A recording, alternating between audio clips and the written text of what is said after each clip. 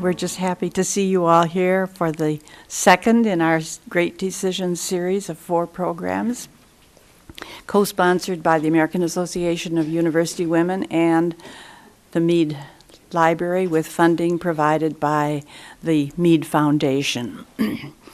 Our presenter this evening is Valerie Pilmaier Murrenus, who is an associate professor of English at the University of Wisconsin in Sheboygan. She completed her PhD in English from Marquette University with a specialty in British and Irish literature and trauma theory. Since joining the Sheboygan faculty in 2009, she has received numerous awards, including Teacher of the Year, Distinguished Service Award, Dean's Recognition 3 times, and the WTFS Scholar Award. She was also accepted as a 2017-18 member of the Wisconsin Teaching Fellows and Scholars Program, which recognizes exceptional teachers who publicly share their expertise and demonstrate leadership. So, Valerie, it's your turn.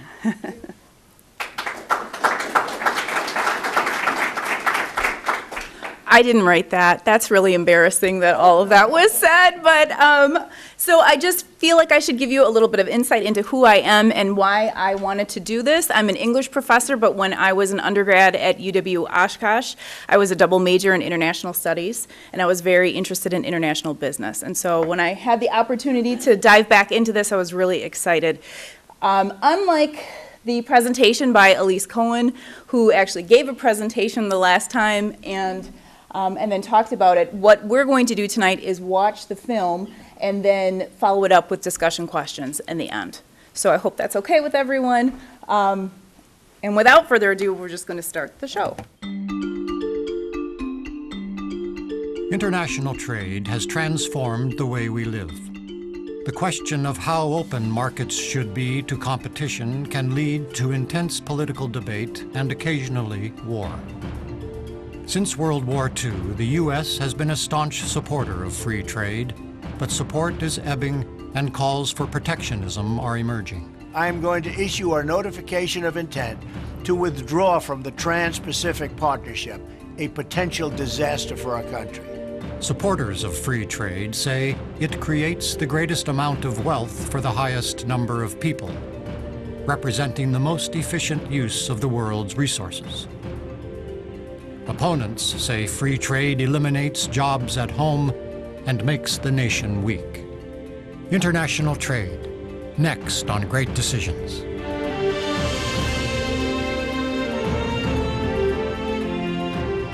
Great Decisions is produced by the Foreign Policy Association in association with Thomson Reuters. Funding for Great Decisions is provided by PricewaterhouseCoopers, LLP. Everywhere around us are signs of international trade. The basic idea of trade, as economists have understood it now for 2 centuries, is that trade expands the pie. It makes the economy more efficient. It directs resources to comparative advantages, as economists say, but it also changes the income distribution. We've come through this very long period in which the United States went from being a relatively closed economy to being quite an open one. And the result of that was a lot of competition for jobs, for wages, for export opportunities in sectors that really hadn't faced competition before. Advances in communication, technology, and transport have thrown open the door to trade like no other time in history. Globalization is history. History is globalization. Now, everybody, anywhere, can trade with anybody anywhere else fairly easily due to improvements in infrastructure and technology.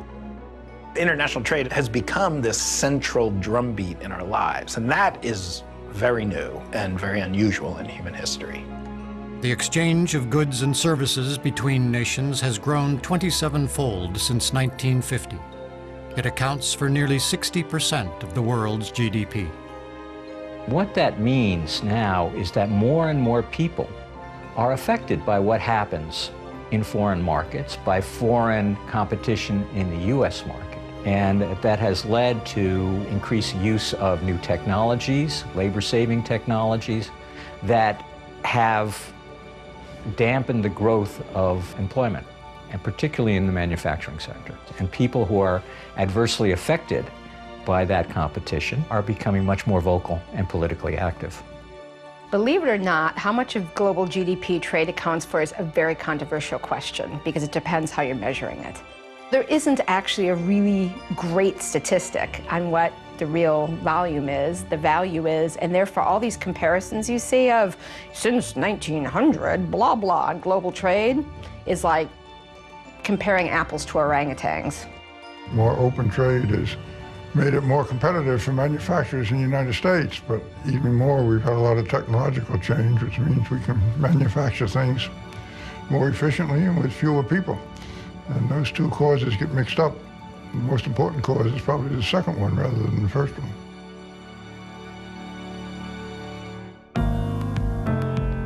Opening up a domestic market to global competition is risky.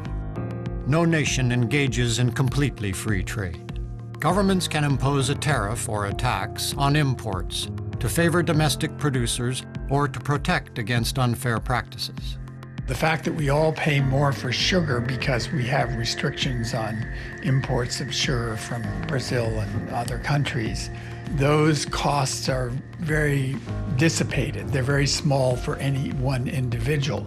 But the benefits for sugar beet farmers in North Dakota are very concentrated, and so there's a natural political lobby in favor of those things. So that's why tariffs tend to get put in place.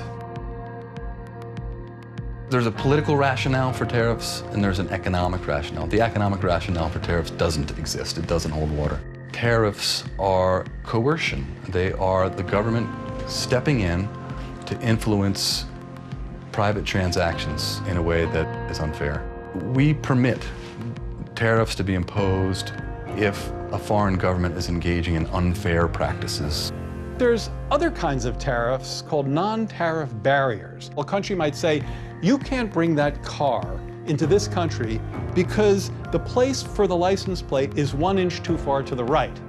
Now, that sounds like nonsense because it is nonsense. Non-tariff barriers are just other ways to block imports coming into your country that don't sound like a tax but really work the same way. Governments can also provide financial support to an industry in the form of subsidies. We're still quite protectionist in agriculture. Heavy subsidies for farmers that make it difficult for foreign producers to compete. If you look at the history in agriculture, there are many people who would argue that under certain circumstances it actually makes a lot of sense to subsidize your farm production. You want to ensure that you're self-sufficient in food in case a crisis arises. The other problem is the indirect subsidies that come into the production of goods in other countries that actually lower their price. For instance, the lack of environmental standards, the lack of labor standards, the governance structures where you have direct government subsidies into business versus ours are more indirect. All of these create an unbalanced playing field for trade, and people have begun to perceive this, intuit it, and say, I'm not so sure this works for America anymore. I think it's very dangerous for the world economy that we see a rise in protectionism, because we know when you look back in history, this is what helped bring down the U.S. economy in the 30s. It was really a push in protectionism that accelerated the problems. In the U.S., the Smoot-Hawley Tariff Act, signed in 1930, was a package of tariffs put on thousands of imported products. It's now blamed for deepening the Great Depression.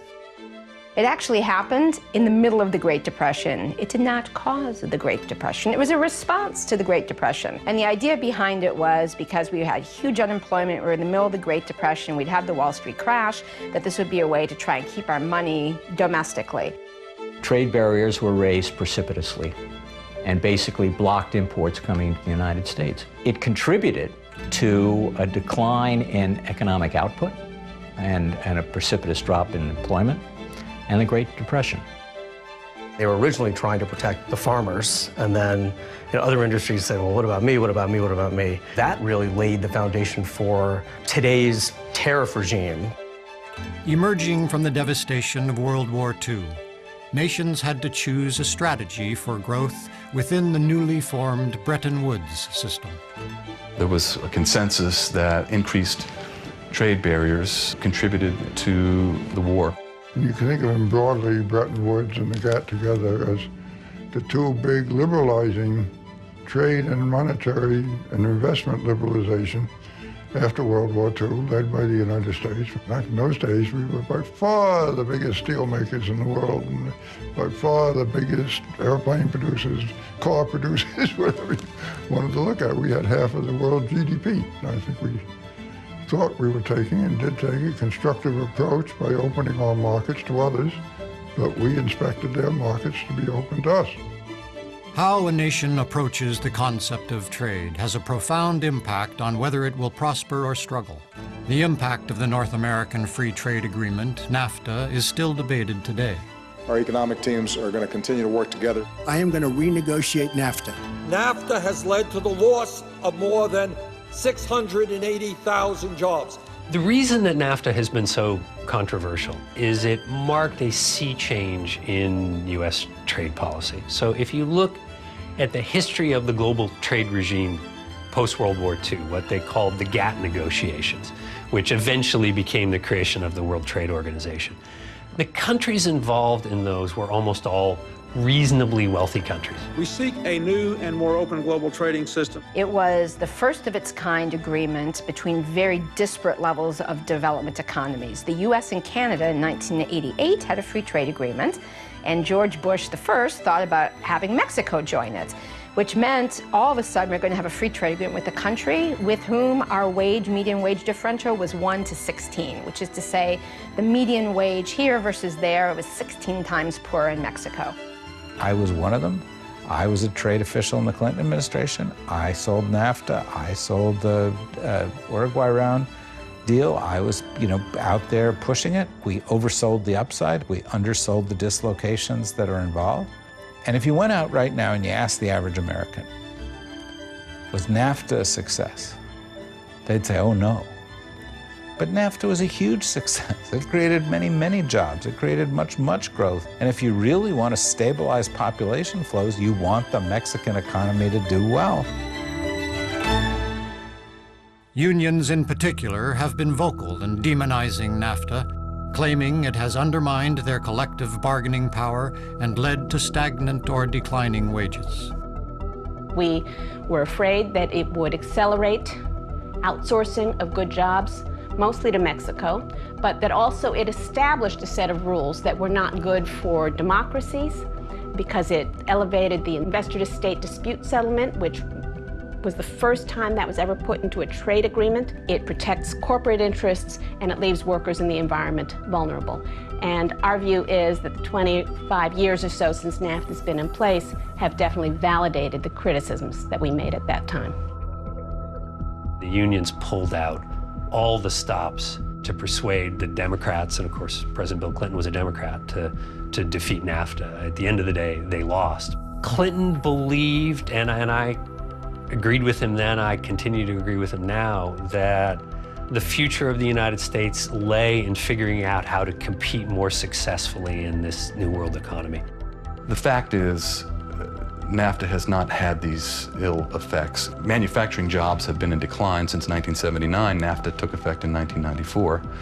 Between 1979 and 1993, those 14 years, the United States lost 2.7 million manufacturing jobs. In the 14 years between 1994 and 2007, the United States lost 2.7 million manufacturing jobs, same amount. The trajectory's been the same. New trade deals are now under consideration by U.S. lawmakers. The Trans-Pacific Partnership, or TPP, would be a free trade agreement between the U.S. and 11 other Pacific nations. It's a trade agreement that would eliminate most, not all, but most trade barriers among the United States, Japan, and 10 other countries in the Asia-Pacific region, including some quite low-wage economies like Vietnam. It's not just a pure lowering of trade barriers, it's a sort of a negotiated withdrawal from a protectionist perspective. And it makes great politics to argue that trade agreements like that are going to hurt American workers. They're also going to benefit American consumers. Who will benefit from TPP? We've done calculations and simulated the effect.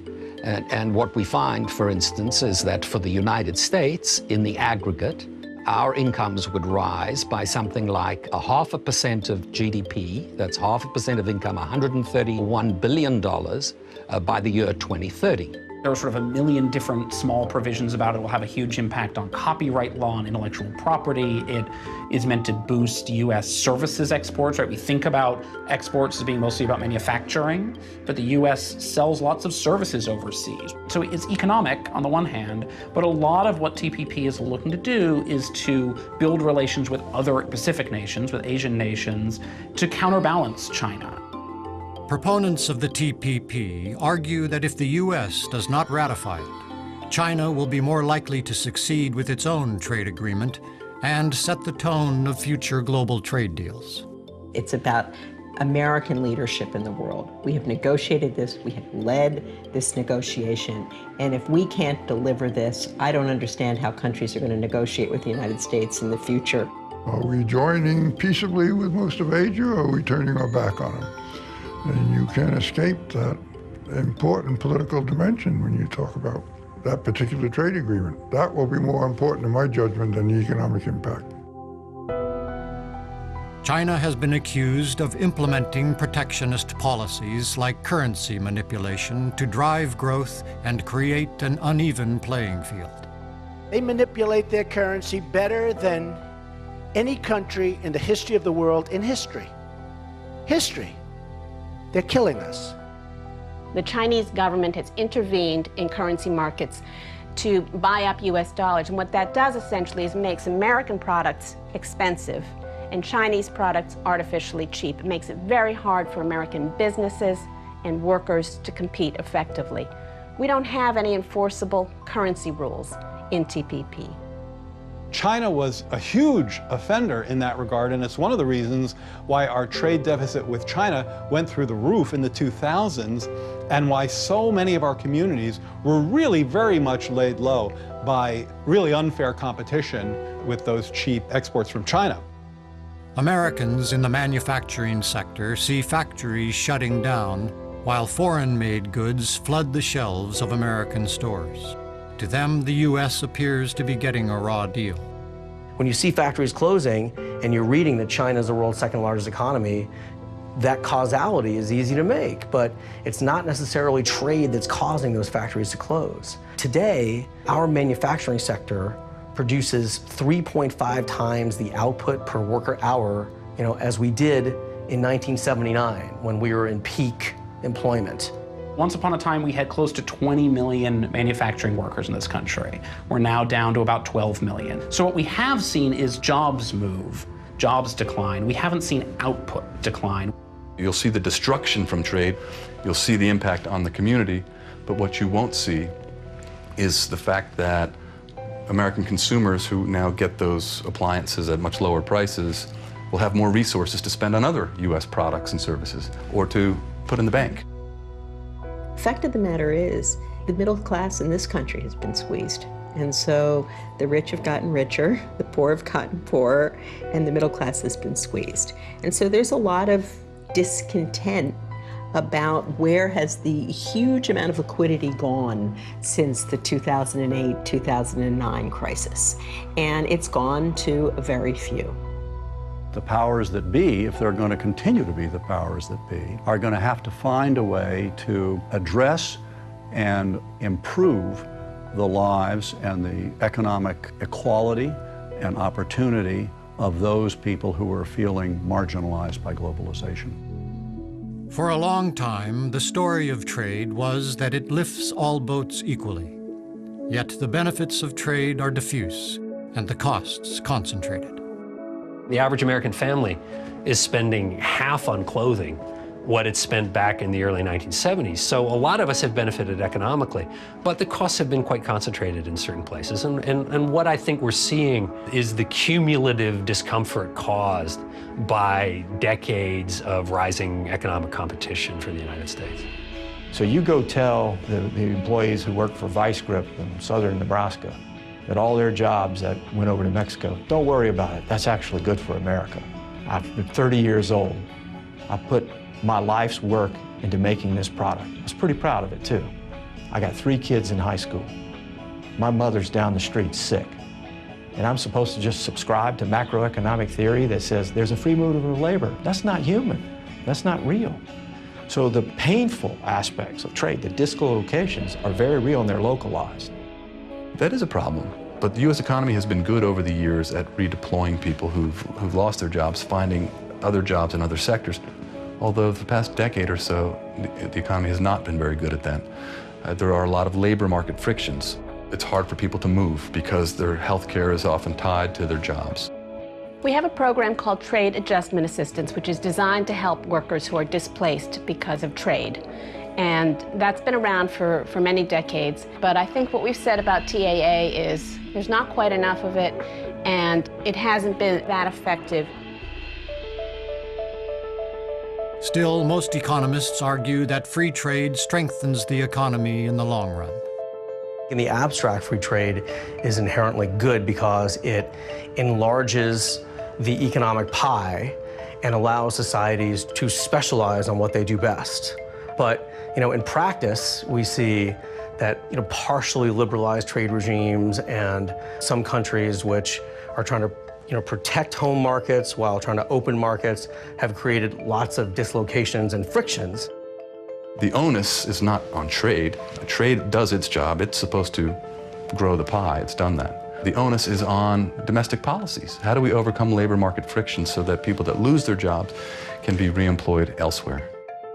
The defenders of trade talk about how the pie is increased. This is almost a non-stop rhetoric. But the losers are saying, that's fine, but you're getting all the big slices. What about us? And since American politics internally turned away from income redistribution 35 years ago when Ronald Reagan became president, and it never turned back, the losers from trade are saying, stop, we don't want to hear about your pie. We want to hear about our slice. The Transatlantic Trade and Investment Partnership, or TTIP, is a proposed agreement between the U.S. and the EU, 2 of the world's dominant trading powers. Although trade talks take time, the ball is rolling right now. The TTIP is a negotiation between the United States and the European Union.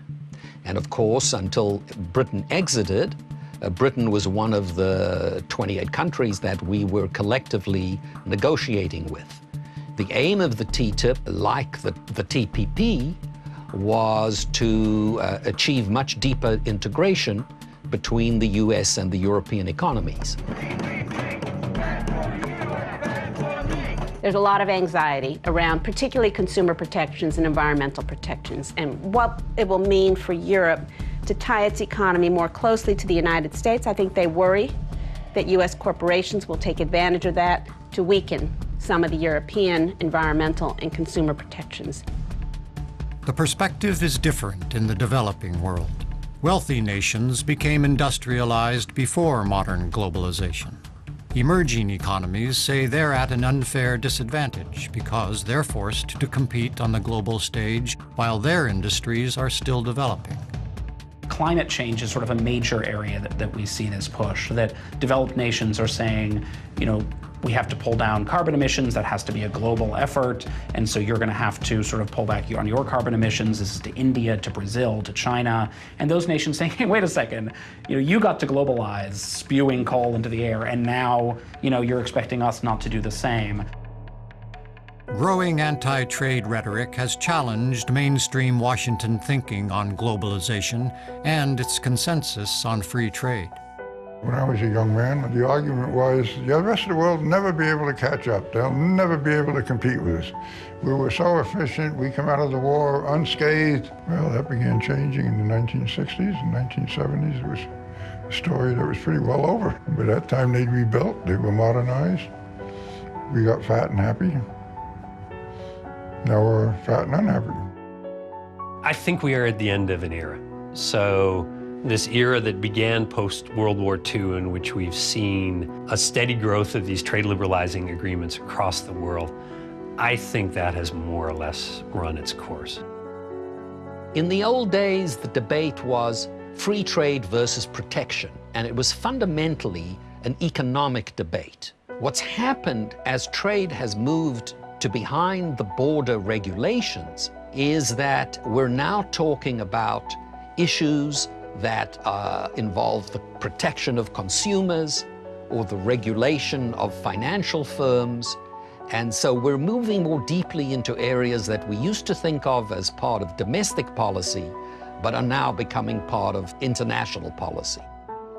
When we negotiate trade agreements, it really matters who's sitting at the table and doing the negotiation. When you're writing the rules of the road, you can write them on behalf of multinational corporations, or you can write them on behalf of working people, or you can try to find a balance. That balance has been completely lost. What people are now increasingly aware of in Congress, but also the public, is that our trade agreements have been hijacked. And that awakening, which has been transpartisan in the US, I think has permanently changed what will be tolerable, both in trade agreement policymaking. Like, I think the days of the closed-door negotiations with 600 corporate advisors and everyone else locked out, so you get these agreements that have no place to go but the recycling bin, I think that's over. What took so long for us to begin to argue about this? Because the folks who have been hurt by globalization and their communities, and they're not a trivial group. I mean, to be clear, they've also been helped by low-cost goods, but their jobs, their wages, their factories, their towns have really been hurt. They finally found their voice in recent years. As the breakneck growth of trade we have seen since World War II slows, calls are increasing to do more, to help those left behind, and to account for increasing inequality. But it is clear that no nation can compete today without finding a way to harness the power of the global marketplace. Great Decisions is America's largest discussion program on global affairs. Discussion groups meet in community centers, libraries, places of worship, and homes across the country to discuss global issues with their community. Participants read the 8-topic briefing book, meet to discuss each topic, and complete a ballot, which shares their views with Congress. To start or join a discussion group in your community, visit greatdecisions.org or call 1-800-477-5836. Great Decisions is produced by the Foreign Policy Association in association with Thomson Reuters. Funding for Great Decisions is provided by PricewaterhouseCoopers, LLP. Next time on Great Decisions, China is building up its maritime presence. It's ambitiously advancing its territorial claims to disputed island chains in the South and East China Seas. Is this maritime expansion an effort to project power and deny access to what were once international waters, or a reasonable assertion of China's expanding capabilities? China. Next time on Great Decisions.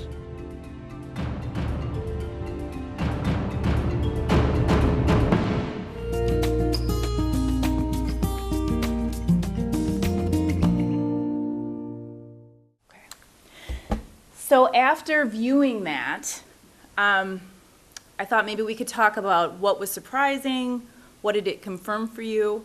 One of the things that I was thinking about is spin, political spin, right? And how you can have a situation, and you can put it in any way that you want it to go, right?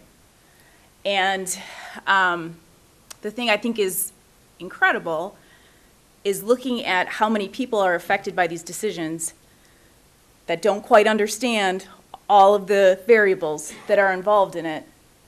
And they're not faulting the corporations, right? It's China. It's not the actual business that has decided to relocate to Mexico. It's Mexico or NAFTA, or do you see what I'm saying? So considering that we are now out of TPP, we might have difficulty renegotiating NAFTA. We're reconsidering where we are with TTIP. It feels like we're moving to more protectionist policies. What are the implications of that? Where do we go from here? How will it affect us as a nation?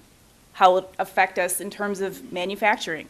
Does that mean that we're going to go back to the manufacturing that we've done in the 1970s, even though we know that our strengths are in technology instead of in manufacturing? What do you think? What's going to happen? Any questions?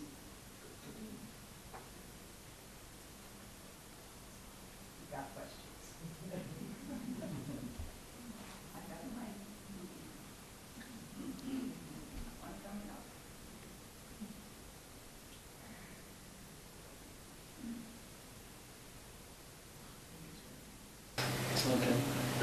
I think we have to have not only the technology, but also the manufacturing.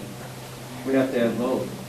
Because if we isolate and get rid of our manufacturing ability, there may be some time in world policy where we're isolated and we have to produce defense products and things like that that we've given up.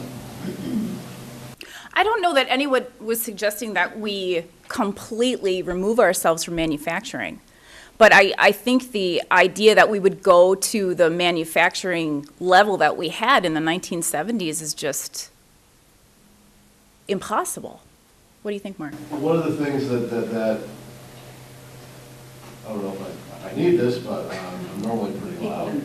But one of the things that they pointed out in here is that a major issue with manufacturing is not just the trade agreements, it's the technology. Right. And this has been ongoing throughout the lifetimes of everybody in this room. Technology has eliminated jobs that my grandfather would have done, or my dad would have done, and it's going to continue doing that. So it's not so much a question of, do you want to try and go back to old ways of doing things? You really can't. Right. If you're going to try and be competitive. Those old modes that were labor intensive, they're not coming back. And that's not trade. We can become protectionist. That's not going to stop our companies from developing new ways of running the robots that are taking over people's jobs. Right. So this is far bigger than just trade. I recently read a book called Democracy. Can I ask that people stand up when they're speaking because we can't hear? Okay, I recently read a book called Democracy in Chains.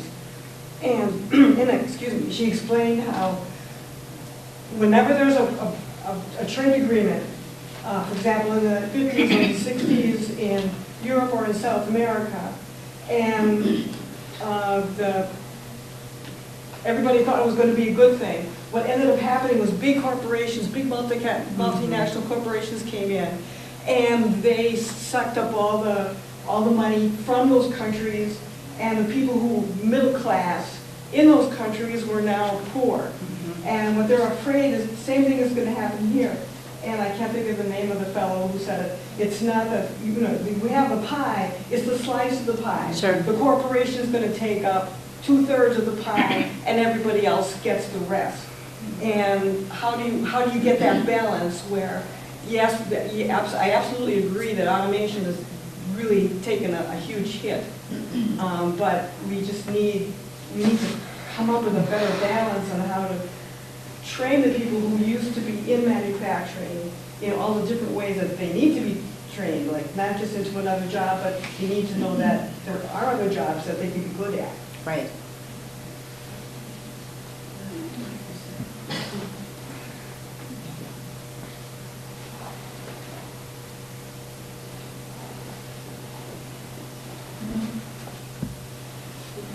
our history been? What has our history been in terms of retooling people, of retraining in these large corporations? When these towns, when they go into these towns, when we go into these towns and the towns are completely, unemployed and the towns practically closed down, does the company, does the government, does anybody provide retraining for these folks? I mean, what's our history? Well, one of the speakers on the video had talked about that, I believe there is a governmental, there's not a governmental agency? What she's talking about, the person in there, is talking about a union-provided program provided by that union to its employees. The government has nothing, and most companies have nothing. Company picks up and it goes, they're not going to retrain you. Yeah. You're on your own.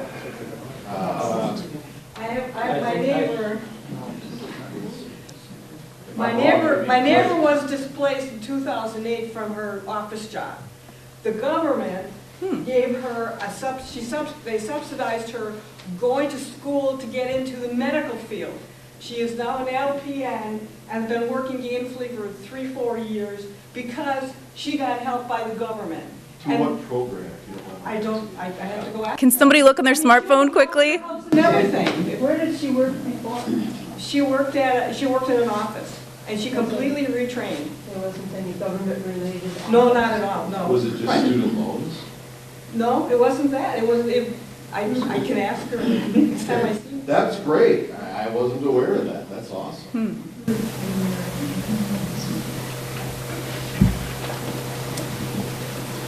The government program that woman was talking about was the Trade Adjustment Act. I think it's from 1972. And I know that personally. I was the personnel director at the Armira Corporation. And when they went out of business, all the workers who were affected by that because jobs went overseas were allowed to, they had a job center set up at that job center where we were able to use their facilities for locating jobs, getting job training, getting money to go to interviews if they were not local. And there was many benefits. In addition, instead of just 26 weeks of unemployment, all the workers were eligible for a full year of unemployment. So there is a government program in effect for jobs that are lost due to foreign competition. How long are they schooled for? How long do they get to have schooling for? This was 20 years ago, I don't remember, but I know that many people were allowed to go for additional training and schooling. I don't remember what the amount of time was. Okay. Well, my friend has had training for 2 years or a little bit more, and she was given the money for as long as she kept her grades going. If she started, deciding, well, this is free money and she's not going to do anything, she had to keep her grades up to show that she really was serious. And like I said, now she is not a taker. She is gainfully employed and she's been paying taxes. She owns her own home yet, and if she would have had that training, she would have lost her home. So she's also paying property tax, which I'm a retired teacher.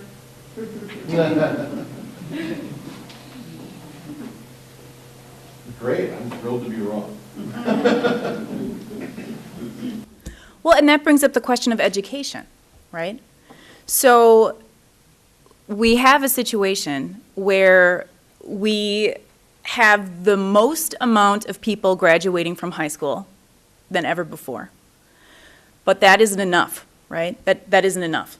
So if you talk to business leaders, I heard this on NPR, so I'm going to assume that it's true. They are saying it isn't that they don't have enough people, but they don't have enough people who have the educational background in order to do the job that they want them to do, right? So when you're in a state like Wisconsin, where we have a lower percentage of people that are getting college degrees than Minnesota, and now that is on the rise. Students are getting out of the UW system, going to other places. It's not going to get better. It's only going to get worse. So what do we do? How do you counteract that? Anybody have any suggestions? Yeah. I just have a question. Excuse me, is this microphone working? No. Okay, you just stand up and then speak loudly. I'll repeat your question. I just have a question. How does the immigration problem affect this? Oh, that's such a great question. She said, how does the immigration problem affect this? Here's the thing. I think it's all interconnected, right? How can immigration and the decision to curtail immigration not hurt the economy in some way, right? Because if we're thinking about it, if you're concerned about immigrants coming in and taking jobs, there's different types of jobs that immigrants take, right? They can come in on certain visas, and those are specialized visas, and those are very few and far between to get those visas. That's one thing. But the other types of immigrants that come in, who might be refugee immigrants for whatever reason, they're not taking the job you would want, right? They're taking the job that nobody else wants. So if now we're in a situation where we don't have those people, which we're seeing in California, right? Wow. We're even seeing here. Right. Our farms in northern Wisconsin are seeing a significant shortage of their seasonal labor. Right. That was on the national news just this weekend. Wisconsin has a problem. Excuse me, we can't hear.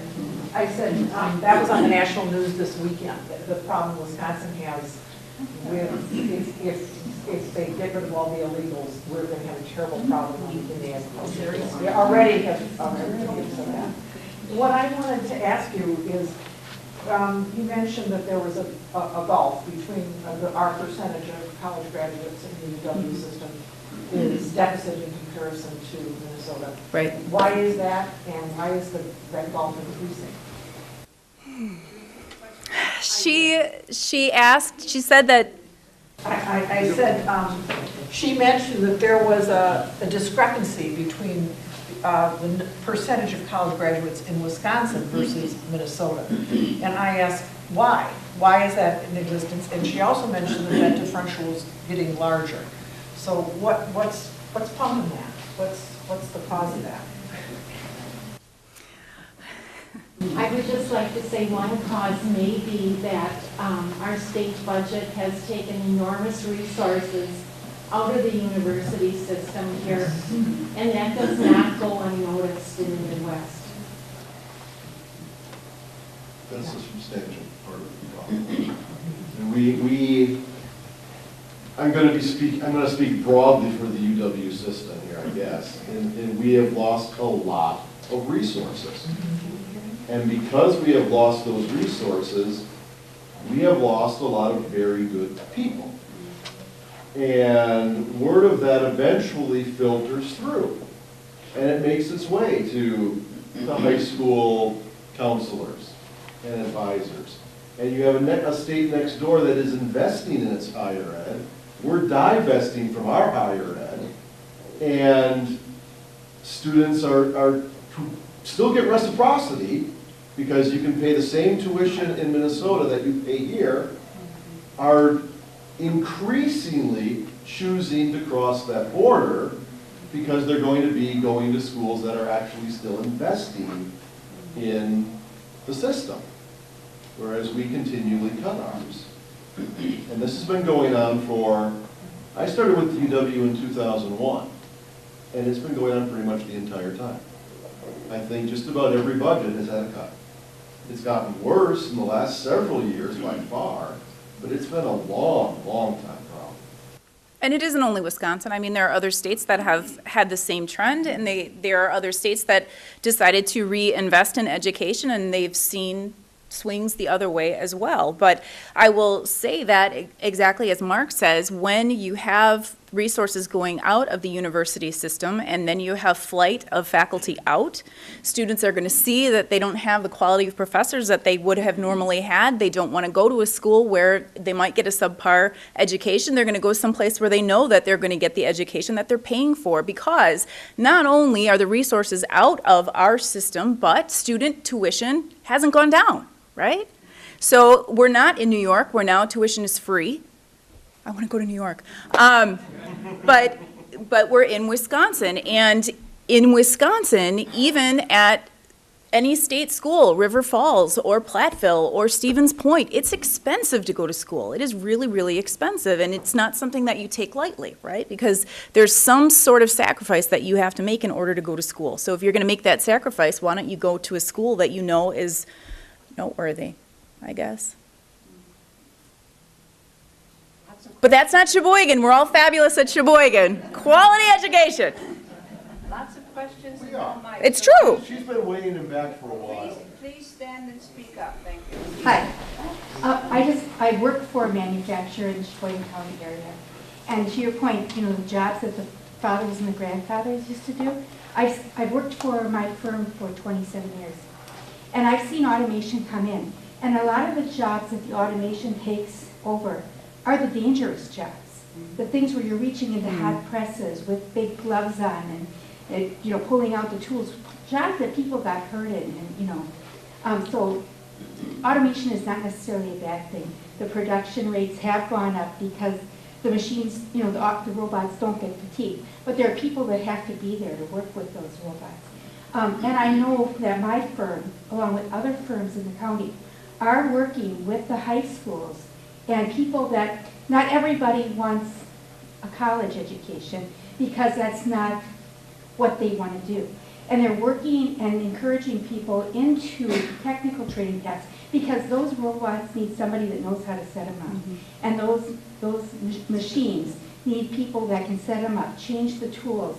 And the people running the machines with the robots have to be more skilled. So there are efforts underway right here in Sheboygan to help people get the training for those jobs because my manufacturing employer and other manufacturers are having a hard time finding people with the right skill sets.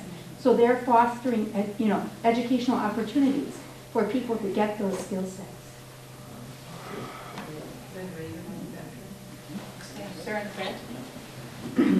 A recent issue of the Wall Street Journal rated 435 colleges in ranking. And I love Wisconsin. Wisconsin was ranked 71st among all those schools. Other Big Ten schools would be as for Michigan and Northwestern. I think Minnesota was below Wisconsin. Below Wisconsin? They were not ranked this time. I just got a curious question. What percentage of students are going overseas for better rates or maybe tuition free? Well, okay, so Germany, it's free for American citizens to go and get an education there. Yes, completely free. If you can, it depends. Some universities you do, but there are American universities in Germany as well. If you want to go to school in France, there is an exam that is given once a year, and you sit the exam, and then if you get in, you pay 500 euros a year to go to school. Hardly anybody knows about this. I know about this because my kids go to French immersion school, and so we've been planning for them to do that because I don't want to pay for their college if I don't have to. If the French government will do it, that would be great. I don't know. I have no idea. But I mean, the thing,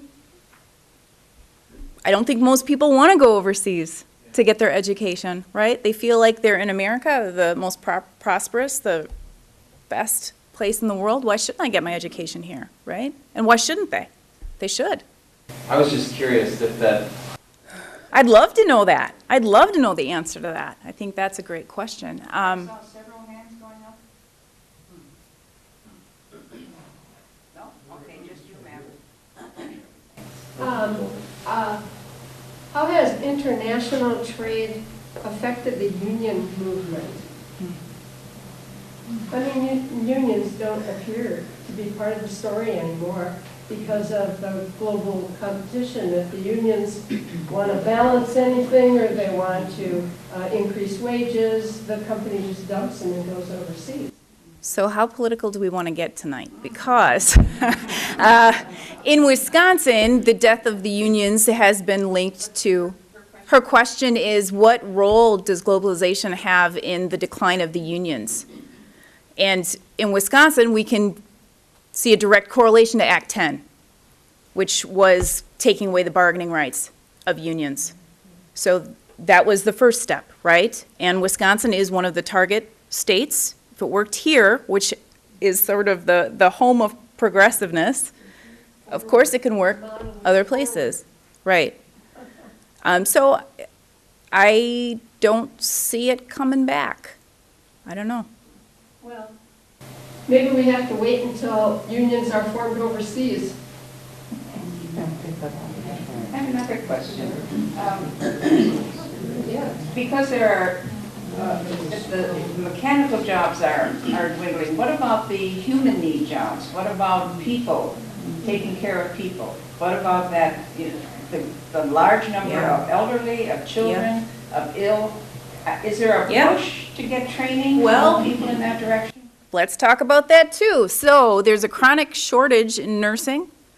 There's a chronic shortage in the medical field in general, particularly in caring. But, for example, with older people in nursing homes, those people are paid $10 an hour to take care of nursing home, which is an outrage, right? Like, it's the most important thing that you can do is take care of another person.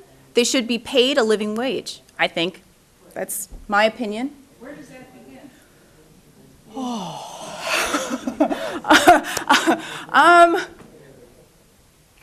I think part of a factor in that certainly is that the homes themselves aren't especially well funded. Right. Those that have to rely on Medicare in particular, and those individuals who are in there that have to rely on Medicare, that's not a lot of money that's going into these particular nursing homes. So the home doesn't have the money to pay the individuals the way they ought to be paid. Right. And considering the demographic of the people that are going into nursing homes with the baby boomers, they're so politically strong, so politically astute. If they would decide that that would be an issue, my God, you could change things in an election cycle. But it's all about, I think it's recognizing, and I think one of the things that has been happening is that group is right on the cusp of it, right? They're not ready to go there yet, so they don't really know what's really going on. A lot of them have been caretakers for their older parents, trying to keep their parents at home with them for as long as possible. We know that there is an issue with people having to be guardians for their elderly parents now, right? That's more so than ever before. And so they're trying to keep them out of that nursing home situation. But I think it really has to be political might. I think it really has to be that people have to make that an issue and bring it forward, because it is not going to come on its own. I don't think anybody's altruistic in those particular areas, unfortunately. I wish they were. Yeah. It's a difficult topic to bring up, but you mentioned $10 an hour for people working in nursing homes, which leads me to the question of the minimum wage. Being in Scandinavia, touring around some countries last September, I had coffee with a few of the locals, and I was challenged with some very, very specific questions that made me really squirm and uncomfortable, a whole series of them. And even today, I don't know how to answer some of those questions. A person in Stockholm looked at me over his coffee at Starbucks and said, "You pay your people at McDonald's and Walmart a substandard wage, whatever the minimum is, and they qualify for food stamps and aid for dependent children, all these public programs." And he looked at me and said, "Who do you think pays for those programs? You do as a taxpayer. Right. So don't you feel like you're subsidizing Walmart and McDonald's by having an artificially low minimum wage?" Absolutely. Right. Our people at McDonald's make equivalent of 12 euros an hour, and the Big Mac does cost about 20% more. We don't hear about people complaining that they're paying 20 cents more for a Big Mac. Right. But in America, any conversation about minimum wage becomes political, Right. as opposed to ethical. Right. The next person I talked to in Helsinki looks at me and says, "You have an employer-based healthcare system. It's not fair to your employers. Here we have Ericsson Electronics down the road with 14,000 employees just in this city, and that company has no cost for healthcare. So they compete against the companies in the U.S., which is a huge advantage. Only in the last year did Warren Buffett interview on CNBC and comment that he felt it's time to get past an employer-based healthcare system. He said, "I'm not an expert, but single payer makes sense.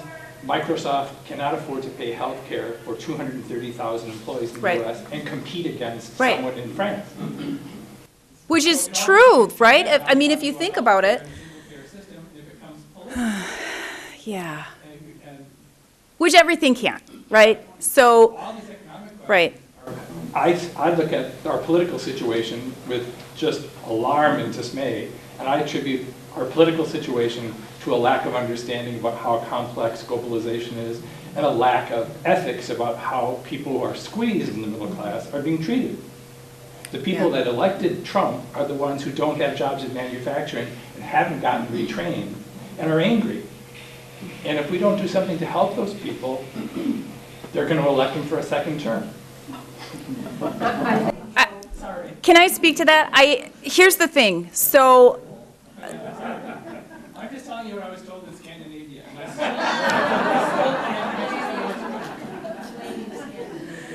So,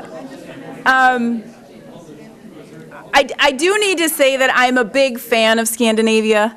Scandinavia has the best standard of living in the whole world. They have the lowest suicide rate. They have the highest happiness rate. They have the best maternal care. They have the best system for any sort of public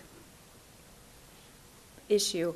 So I really love Scandinavia, so I'm really glad you talked about Scandinavia. But we're not Scandinavia, right? And I think that's one of the problems. And in this political climate where we've become so polarized, things that used to just be a discussion have now become a screaming match, right? And so instead of being able to take a step back and look at different perspectives and say, okay, well, that's a good point, but maybe we can meet on here, or that's really interesting, but I don't know about that. Now it's you're stupid and you have no idea, and you know, blah, blah, blah.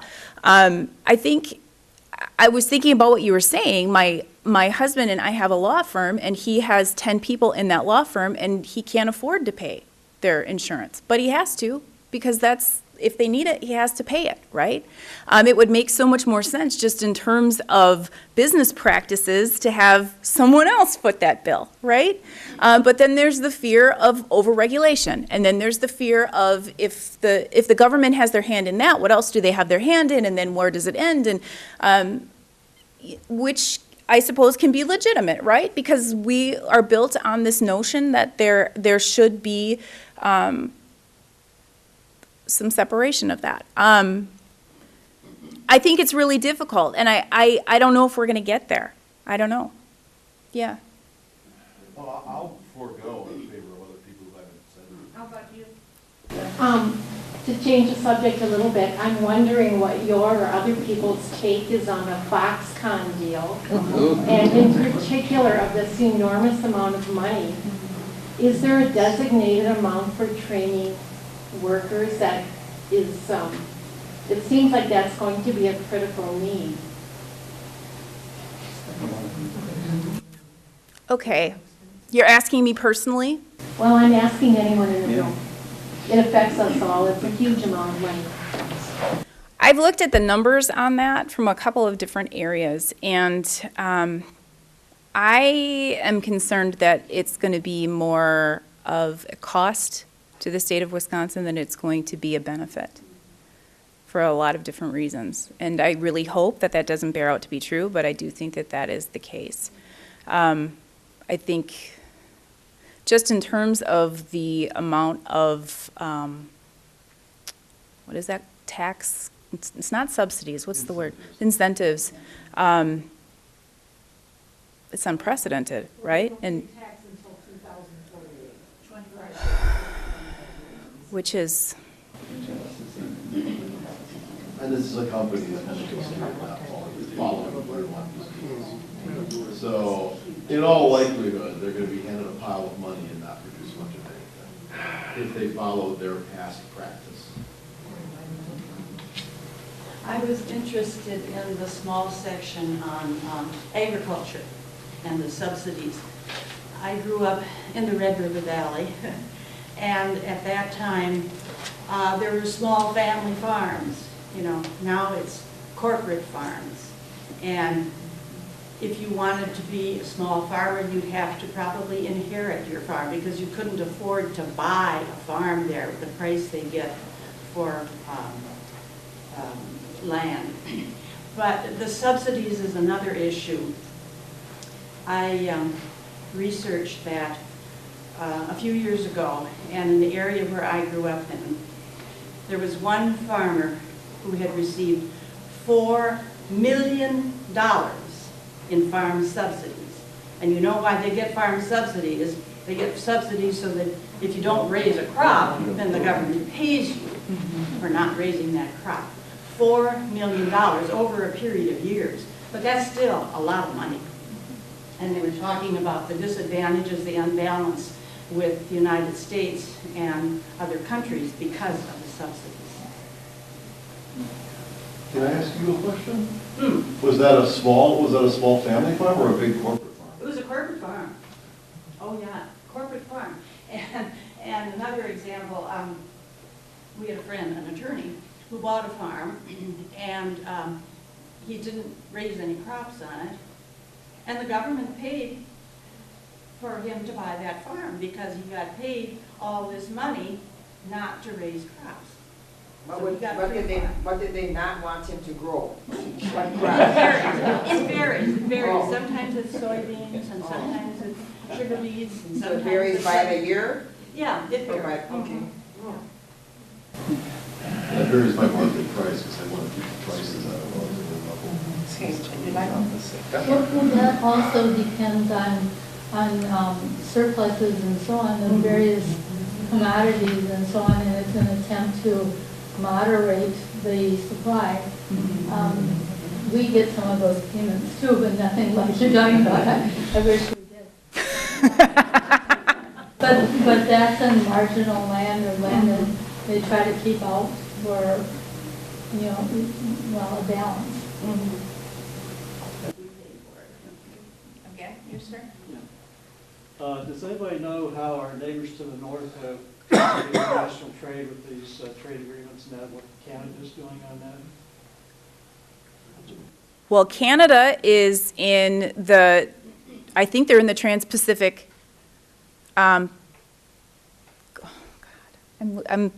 Trans-Pacific Partnership. Thank you. They are. I think they are in that. Well, now Justin Trudeau was very willing to talk to Trump in relation to renegotiating, but then the Mexican president and Trump had a bit of a falling out, as we all know, over who was going to pay for the wall, and so it's been stalled. I don't think Justin Trudeau feels like he can move forward without the other partner in the partnership, right? So that's still up in the balance.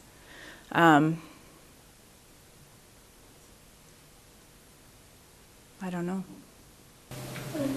Was he saying that Paul Volcker, he said something about how we were second to none in the world, and is it because of free trade that we're not second to none? Is that? He said we're second to none, but we were in the 50s or whenever it was. Right. Volcker was talking specifically about the post-World War II era, where U.S. manufacturing was absolutely dominant. Right. And that was because... Everything else was destroyed. Yeah. Right. Right. Exactly. Yeah. All the devastation from World War II. But also, we had relatively new industrial facilities that had been built during the course of the war. Those began to run down, of course, in the 60s and 70s. And you had some of the best think tanks in the world. You had the high-quality American university system. You had all these advantages. But eventually, these other countries are going to rebuild. And they're going to be rebuilding. And now they've got the newer facilities. And they've got the better efficiency, the more efficient automobile manufacturing was the really big one. And the U.S. began to fall behind because our systems were outdated and our way of thinking was outdated. And as he said, we've gotten kind of fat and happy. We've been used to being up here, and we sort of assumed we're always going to be up here. Our infrastructure alone I mean, look at, you know, what other countries have as far as the rail travel and all the other stuff. It's like we're just sinking further behind all the time. Yeah. Well, I mean, if you think about infrastructure, I think one of the great differences between Europe in terms of infrastructure and the United States in terms of infrastructure is just the vast amount of land, right? So while Europe is concentrated into little villages and in cities where you can be more mobile and you can take the bus everywhere and you can do the train, just think about going from Milwaukee to Sheboygan. These vast tracts of land where you just see a cow or a horse or, you know, that's it.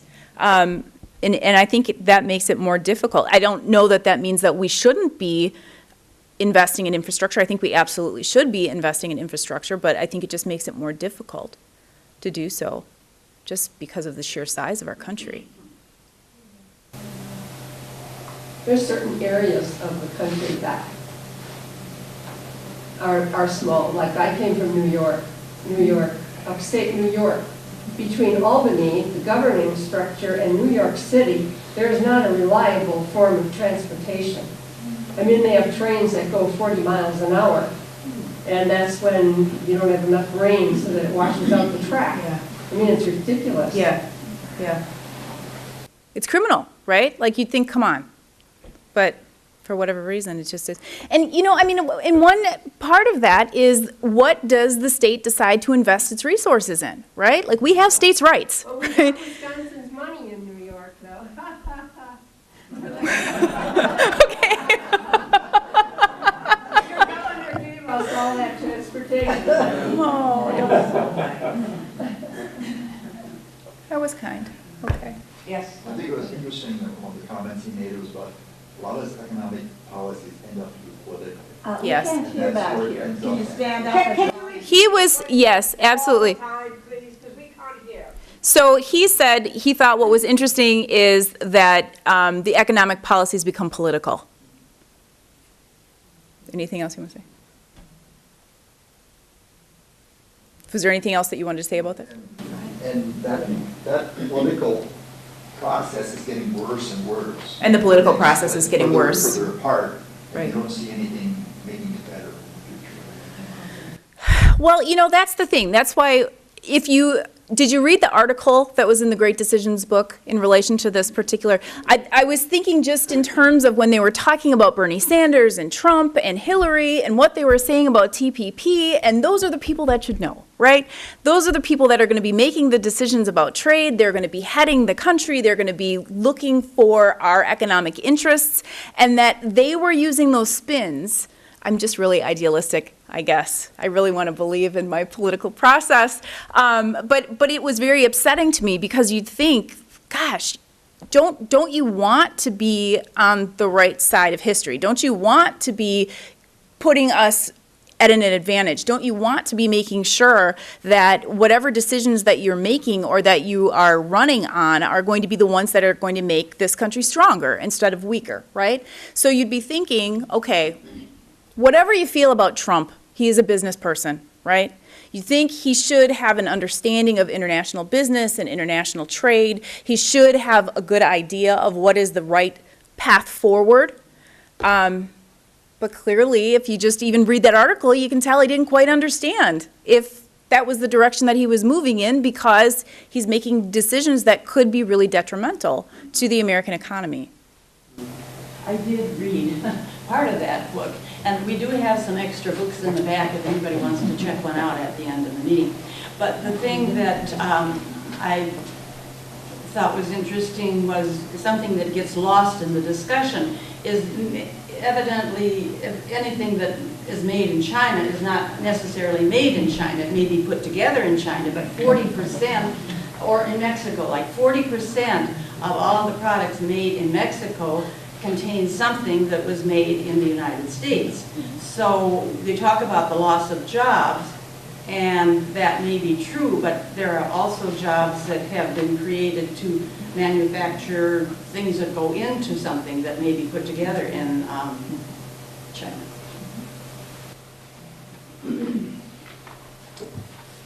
Well, you talk about Wisconsin politicians, and I like trains, but Governor Walker was smart enough to turn back a federal grant to have a high-speed train between Madison and Milwaukee.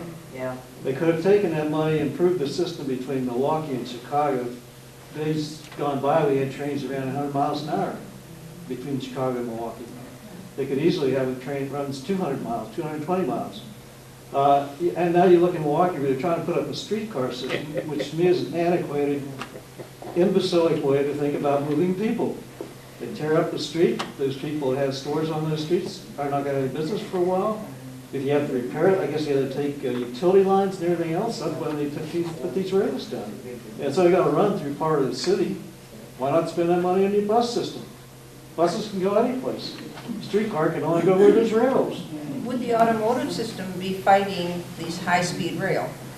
Pardon? Would the automotive system be fighting the high-speed rail? Would they be against it? Well, if they drive to Chicago one time on I-94 or something like that, they'd want to take the train the next time. Well, yeah, they would, but they still want you to buy the tires and the cars and the gasoline and the insurance and all of that, so. But part of the money that was rejected would have specifically gone to improving Hiawatha.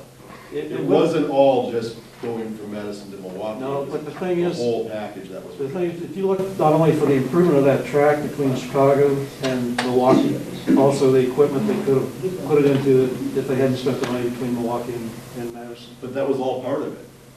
Well, The money that was rejected was not just the money from Milwaukee to Madison. It was all one big package that would have improved Hiawatha. Included, yes, but because of spending that extra money between Milwaukee and Madison, there was less money to spend on more on equipment, modern equipment too. But it won't have been done anyway. There were going to be There's two questions things tacked on top question of about how much money was left to spend on that. But in any case, I will tell you, I live in Milwaukee, and I think that's weird too. Okay, so I don't know why they are doing the trolley cars, because it seems to be a waste of resources, particularly when we're not completing the I-94 project.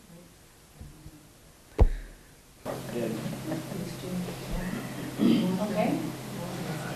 And, well, talking about the train from Milwaukee to Madison, it was my understanding, and I may be wrong, but that was just a section that would continue on to Minneapolis, you know, Twin Cities, and connect the nation in newer, faster trains. Is that? That was the Maybe. Well, maybe, but that's, I mean, Why shouldn't there be a train between Milwaukee and Madison? What's wrong with that? Didn't go all the way to Madison either. They did a comparison on the number of stops they're going to make between Milwaukee and Madison, and somebody driving the speed on the existing highway, the train only beat them by 15 minutes or something like that. 55. Pardon? 55 miles an hour. Think of the cars that would take off the road. It did actually go to Madison. And it was to go on from Madison to Minneapolis. And they're not going to improve 94, so, you know, we're not going to. What's the environmental difference between a train versus those cars? Yeah, right, right. Linda, did you have a question? Oh, Yes, your hand up. I was going to say something about your people talking about education systems, Marge Petz in the Plymouth Review, she writes the food column. Right. And her niece or her daughter, she said, is going into technical education. That was just That was a comment on the education, change in education. But I like in Europe, those streetcars, they're just fabulous. I just love streetcars. You know, I was thinking about this in terms of vocational ed and college. And I don't know about the rest of you, but when I was in high school, there was really a push for everybody to go to college, go to college, go to college, go to college. Even if you don't know what you want, just go to college. Go to college, go to college. You're going to be better if you go to college, go to college, go to college. And there wasn't that, you know, if you're a welder, you should go to tech school. Or if you want to be a plumber, you should go to tech school. And I think that really put us at a disadvantage. So I think a lot of people ended up going to college and wasting time and wasting money and wasting resources when they should have been doing something else, right? I think there's something to be said for that. However, I don't think that means that we shouldn't invest in higher education. Obviously, I'm an English professor. I really believe in it. But I do think that one of the things that Europe does that we should really be reinvesting in is recognizing that there are different tracks that people can take, right? So if you decide that you're bent towards being a plumber when you're 16 years old, that's when you start being apprenticed. And that's when you start learning your trade. And that's when all of that stuff begins to happen. And if you decide that you want to go and you want to be a math professor, then you go to college and you do that.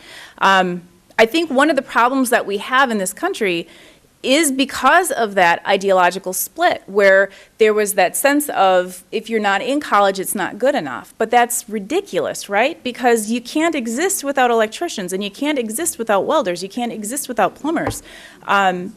They're so important in so many different ways, but so is intellectual thinking, right? So are the people who are going to create and build and think and go outside of the box, right? So you need both. And I think that if people would just get to the point of recognizing the strengths of each other and how they could work together, we would get past these really polarized discussions. Because at the end of the day, when you're sitting next to somebody, it doesn't really matter what their political opinion is if you want to share an apple with them, right? It's just about being people. I'd be against starting at a young age, so I think we're lucky in this country to have the freedom to choose. I think you do. I think that's good, but Say at age 18, you're going to do this, and then you really wish you could have done something else. Lots of good discussion, but we have to be out of here by 8 o'clock. So I think we better bring this to a close. Our topic next week is going to be U.S. foreign policy and petroleum. And so hope to see you all then. If you want to check out a book,